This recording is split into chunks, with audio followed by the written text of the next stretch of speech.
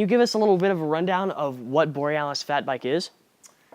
Well, Borealis is really all about fat bikes. That's all we do. So that's the only thing we focus on. And I always say it's really important to know exactly what you do. And when I've taught or when I speak with our sales groups, I always say just put a box around who you are.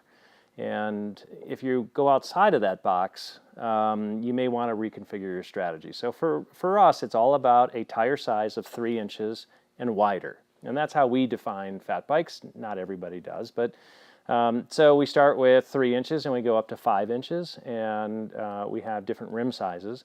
But ultimately, it's about the frame and the sport and what fat bikes do. And it really started with fat bikes in Alaska. Guys were doing all sorts of different things up in Alaska and putting rims together and doing basically different concepts to try to get from point A to point B on what I call a snowmobile trail.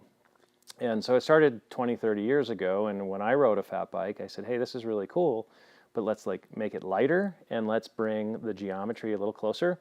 So it's more of a mountain bike, but just like a monster truck, you got to make everything bigger to accommodate the larger tires. Yeah. And that's what Borealis is, and after the Aurora Borealis, and that's where the name came from.